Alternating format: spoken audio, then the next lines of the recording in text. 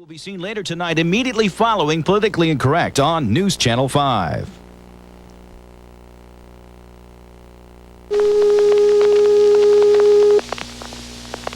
This is television station WEWS, your Scripps Howard station, first in Cleveland. WEWS operates on Channel 5 from 76 to 82 megacycles and maintains studios on East 13th Street in downtown Cleveland.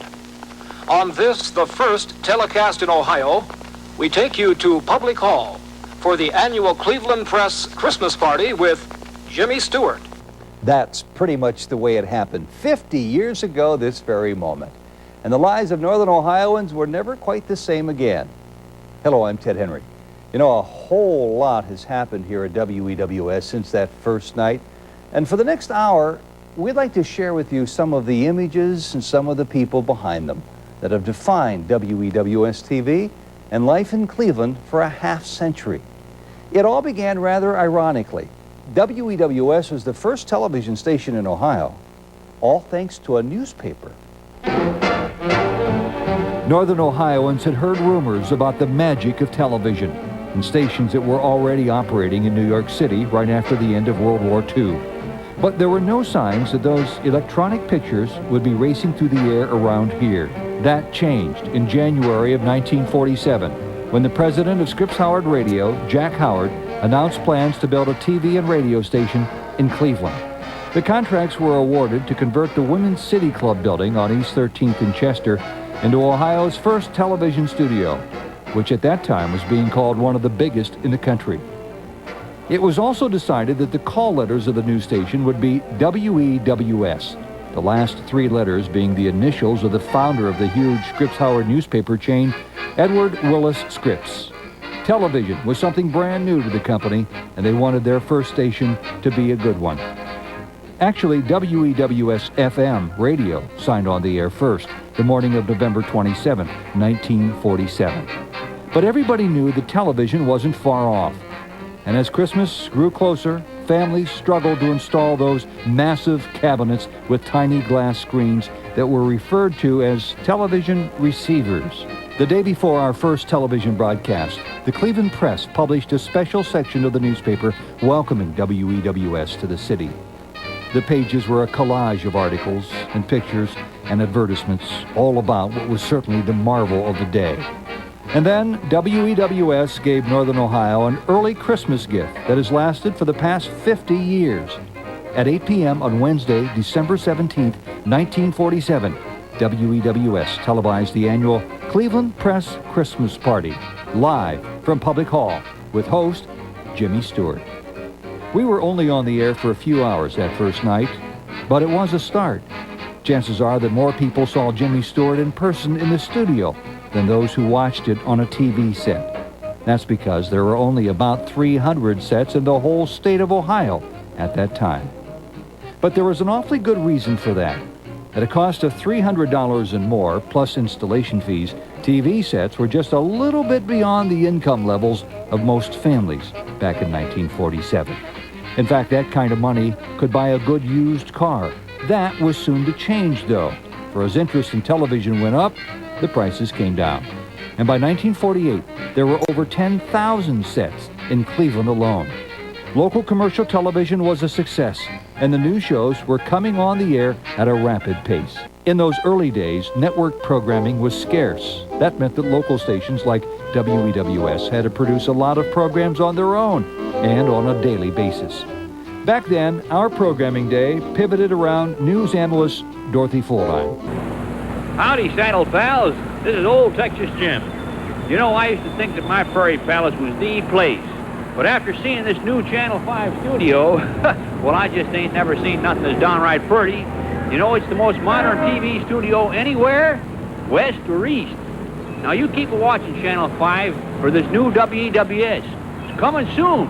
And now, your ambassadors of good entertainment and your hosts for the biggest 1 o'clock club ever, Dorothy Fuldine and Bill Gordon. Oh, wonderful, wonderful, wonderful. On behalf of Dee and myself, thank you very much, and I wish we knew how to say hello in all the various languages we have represented here. Aren't they beautiful, really? Just fantastic. One of the first shows to be broadcast in the new studios at East 30th in Euclid was the 1 O'Clock Club. Dorothy Fuldheim and Bill Gordon became a popular television team with their talk show format. One of Dorothy's more memorable interviews occurred when former Clevelander Bob Hope dropped by for a visit. I think your line about Dolores, I was telling me in the book, he describes his wife as 1/3 Italian, 1/3 Irish, and 1/3 lie detector. Do you remember that in the book? It's true, it's true. It's because you were sick and she frantically phoned you and you said, well, I'm fine. And she said, that's good. Now stop lying and put your doctor on leave. Bob Hope was no stranger to WEWS. Later, variety show host Gene Carroll talked Hope into doing another TV show on our station. Hello, Bob Hope's residence. It's for you, sweetie pie. Thank you, baby lamb. Hi, this is Bob Fairmont School Hope. Hi, Bob. This is Gene Carroll in Cleveland. No, what do you say, Gene? How's things in my old hometown? Well, that's what I'm calling you about. How'd you like to come back to Cleveland and be on a nice TV show that I'm producing for Landmark Farm Bureau Cooperatives? We're going to have some of your friends here and some surprises for you on TV. No kidding. They got TV in Cleveland now? Oh. Back then, Gene Carroll's regular show aired every Sunday at noon. Along with all the musical acts, Gene had a special star of his own, a young lady by the name of Andrea Carroll.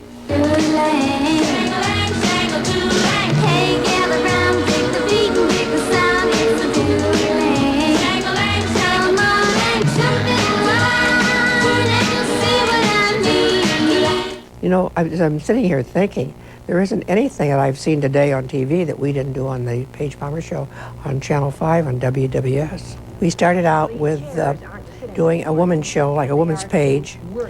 In fact, I'd say most of the talk shows today are very similar to what we did, except that we did exercise. And another excellent way to firm the thigh and the leg, keeping those elbows up close to your muscles. That's it, pull with that rope and cut, cut, cut. Nice and fast, straight legs, pointed toes.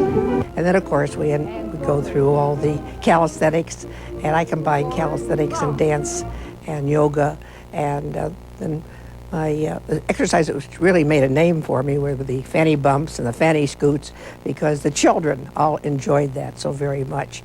This is what you can do with your little children. It's good for the, excellent for the back. And today it's such a thrill to meet young men and young women who exercised with their mothers when they were growing up, and they say it was one of the great times of their life because they got to really be with their mother during that particular time. You'll never have to worry about a poor neckline, regardless of what your age is. And inhale and lift. Now stretch. Cleveland was way ahead of everybody with exercise. Nobody else in the country had it. We were the only ones. And the doctors were all encouraging their patients to watch me and to exercise with me. So that, of course, was a bonus, too. Back then, stay-at-home moms were the norm. Paige quickly realized that for many of these women, she was their only link to the outside world. So I was the greatest outlet that they had. I gave them everything that they would have to go and get in a spa, as far as exercise, diet, and what's the latest fashion, from gloves to hats to dresses to coats. This type of glove is good for everyone, from the little girls right on up through grandmother. The full-length coat sleeve or the full-length suit sleeve, and for summer dresses, you'll find this length glove always looks very, very pretty. And we'd have the exercises, and we'd have fashion, we'd have beauty.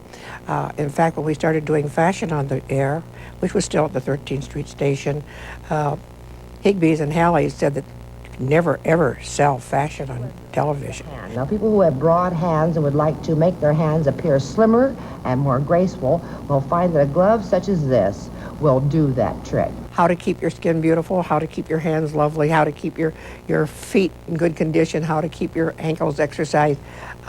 All of that was part of the program. Paige was on our air until the year 1973. Today, she is a worldwide travel writer living in the Akron area. And how about this working TV set made back in the year 1949? More proof that television endures. Coming up next, we check out the musical heritage of WEWS TV. But first, here are some of our favorite News Channel 5 bloopers over the years. These have to do with Freudian slips. I don't think these guys are any different than I am. One year I vote Republican, the next year I vote Democrat. I'm, what is it? Not bisexual, but what is it? I don't think that's the word you wanted. And unlucky Stiff is back for another go at it in the new movie Weekend at Bernie's Part 2. And there's a tearjerker hitting the free big screen called Free Willy. Stop it. But it seems like spring or summer will never get here with all the snow we keep getting. And it's a big butt, Wilma, Lorna. I'm sorry. But what are the... It had to come up at least once, right? Leisure suit, if I can say it. Leisure suits.